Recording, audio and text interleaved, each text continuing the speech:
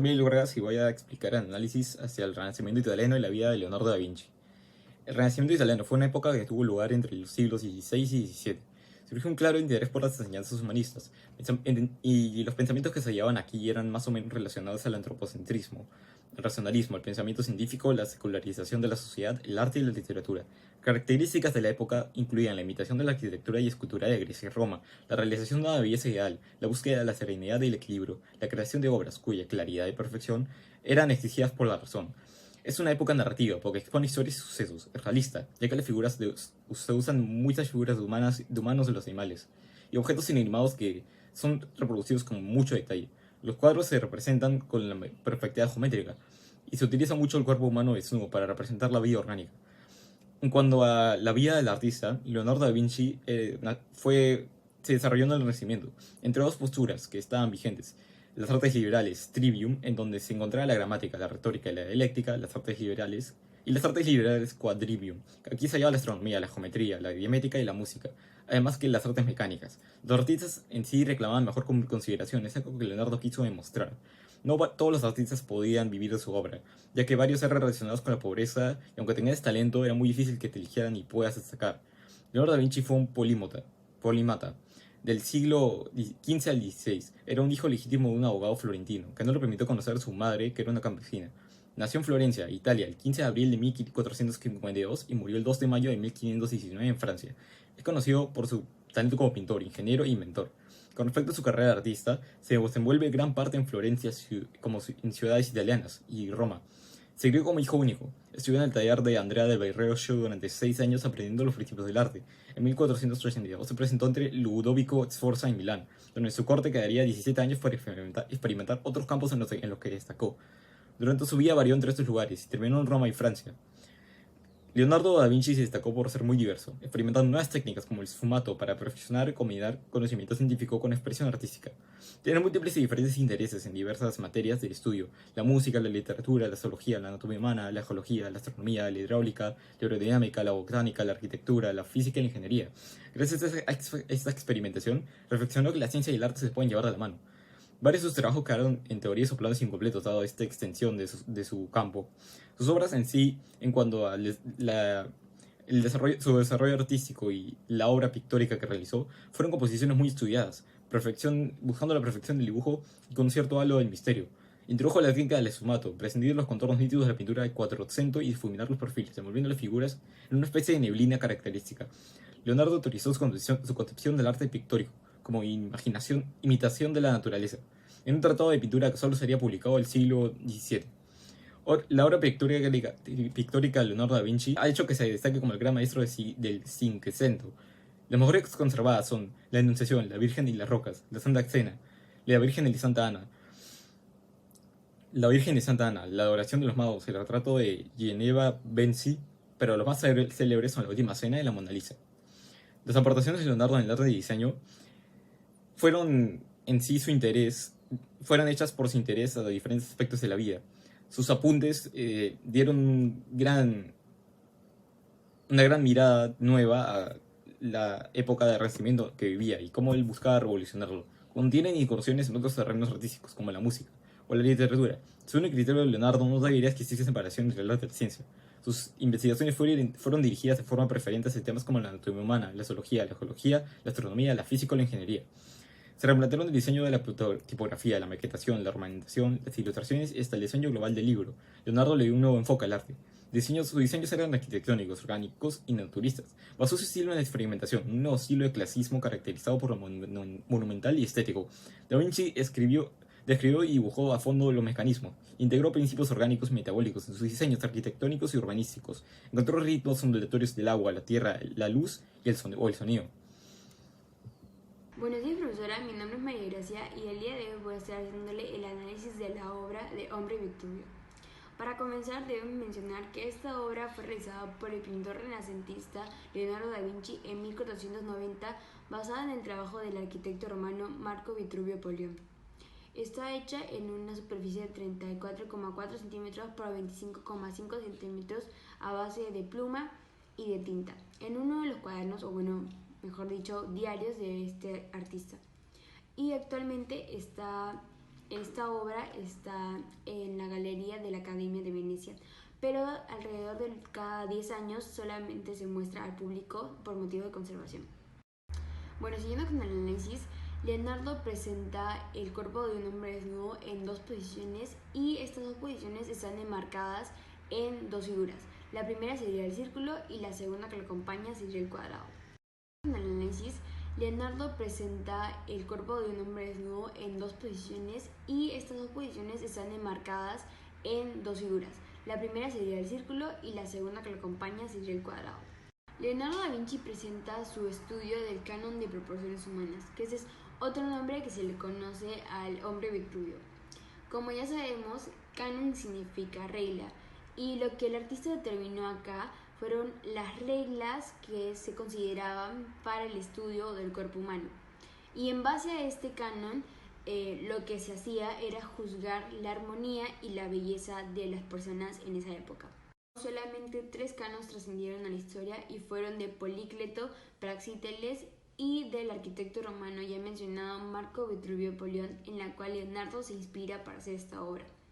Bueno, siguiendo con el análisis de esta, alrededor de el borde de esta obra se encuentran unos pequeños textos que redactan algunas correcciones que hizo Da Vinci. Este texto está redactado en una escritura especular, quiere decir que está al contrario, como si alguien hubiera escrito con reflejo a un espejo.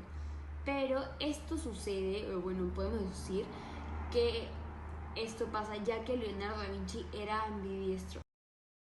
Soy Miguel Vargas y voy a explicar sobre el análisis de la obra de San Juan Bautista, hecho por Leonardo da Vinci en 1513 a 1516, en óleo sobre tabla, en la época del Renacimiento, de 69 a 57 centímetros, en el Museo del Louvre de París, Francia. Es una obra que representa al discípulo de Dios San Juan Bautista, apuntando al cielo con una mano derecha, sosteniendo una cruz con su mano izquierda, cubrido con pocas telas alrededor de su cuerpo. Semidesnudo, San Juan comunica sensualidad, misterio y delicadeza, mientras que el cuerpo mientras que el cuerpo es firme y con fluidez, el rostro demuestra ambigüedad y compasión. La figura representada es medio cuerpo, con un fondo vacío y con bordes difuminados usando la técnica del esfumato. En sí, la estructura se muestra en la parte superior, inferior, derecha e izquierda. En la parte superior se denota lo que se enfoca en la composición, dado que la parte inferior está muy difuminada y muy oscura, como el fondo, así no destacando comparación de la parte superior. En la parte superior izquierda observamos la cara del santo, que es un objetivo que querían que se destacó en la imagen, así como la mano, dado que estos son puramente el mensaje de la imagen, cuando el signo que hace la mano y la expresión de la cara. La perspectiva es una perspectiva de un punto de fuga, donde la imagen se vuelve más grande mientras más cerca esté los objetos. Los tipos de línea son curvos y rectos en la cruz para contrastar con toda la otra composición. La mayoría son curvos para destacar la sensualidad y la delicadeza de la composición.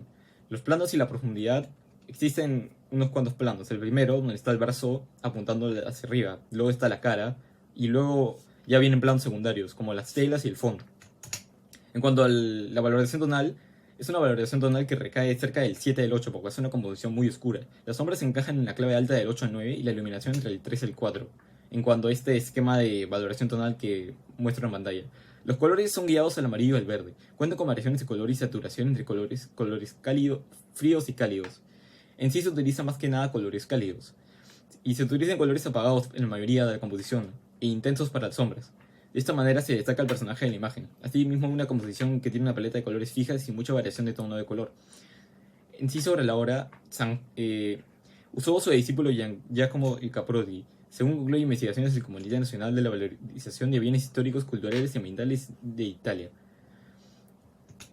El comentario personal de la obra: siento que es una obra bien desarrollada y que en sí usa la técnica del esfumato para demostrar la calidad de sus pinturas, y destacando dos aspectos de que Da Vinci destaca, haciendo cuerpos humanos con su conocimiento de anatomía humana, expresión faciales y simbolismo, así destacando exactamente lo que quiere comunicar en su composición. Buenas noches, mi nombre es Gerson Torres. A mí me va a tocar hablar sobre el anexo 3, que en la obra he escogido la Anunciación de Leonardo da Vinci. Unos pocos datos es que más o menos esta obra data entre 1472 y 1475. El autor que estamos refiriendo como grupo es Leonardo da Vinci. Técnica para esta obra es el óleo y temple sobre tabla. Es del Renacimiento. Sus medidas son un aproximado de 98 por 217 centímetros y se encuentra en la Galería Uffizi en Florencia. Descripción de la obra de la Anunciación. Se dice que es una de las primeras obras que tuvo Leonardo da Vinci mientras estaba en el taller del Verrocchio. En esta se puede observar la Virgen María, que está en el lado derecho, y un ángel Gabriel, que está en el lado izquierdo, que es algo característico de las pinturas florentinas. Además, la cabeza del ángel carece del esfumato típico, que es muy hablado en las obras de Leonardo da Vinci. Para la estructura en ejes, en la obra he trazado líneas blancas en las cuales se dividen la parte superior e inferior, derecha e izquierda. Como se puede observar en esta obra, no hay como una pieza central. En sí son dos personajes que son como los personajes principales, que cada uno está en un lado al opuesto del otro. Como se puede observar, el ángel Gabriel está en el lado izquierdo y la Virgen María se encuentra en el lado derecho. Perspectiva de la obra. He trazado un par de líneas blancas. A pesar de que la obra se encuentra en el aire libre, se puede determinar que la línea de horizonte es alta, ya que ésta se encuentra por encima de la mitad de la obra. Tipos de líneas. En esta obra se puede encontrar una gran variedad de líneas rectas y curvas. Las líneas rectas por lo general se encuentran en las figuras inorgánicas, como los objetos. Las líneas curvas por lo general en esta obra se le puede observar en las figuras orgánicas, ya sea los dos personajes. Planos de profundidad. En los planos de profundidad que he podido observar he distinguido 6. El primer plano es en el que se encuentra tanto los dos personajes principales, la Virgen María y el ángel Gabriel. Después, en segundo y cuarto plano vendría a ser las paredes de la casa detrás de la Virgen María. Son como dos divisiones. En el tercer plano sería en esa especie de barandal que limita la parte interior de la casa con el exterior. En el quinto plano serían los primeros árboles de fondo que se puede observar. Y en el sexto y último plano que he detectado sería mucho más al fondo, otros árboles, variación tonal. Para esta obra se puede determinar de que muchos de sus pigmentos de blanco y negro se encuentran en clave media, que estarían entre 5 y 6. Para las partes oscuras, por lo general estarían en claves altas para hacer las sombras, que se encontrarían entre el 9 y el 10.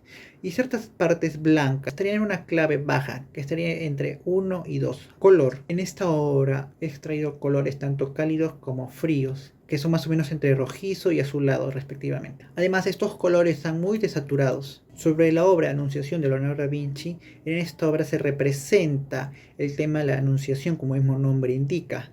La venida de Cristo a María por el ángel Gabriel, conforme a la Biblia cristiana, recogiéndose en el Evangelio de Lucas I, del versículo 26 al 38. Comentario personal. Con respecto a esta obra, la Anunciación, es la primera vez que observo a un ángel arrodillado frente a un humano. Por otro lado, hablando del autor, como ya se mencionó anteriormente, no se usó el esfumato, pero aún así se puede observar cómo es que él ya tenía más o menos claro cuál era la forma de generar profundidad a través de los fondos un poco difuminados. Muchas gracias por su atención.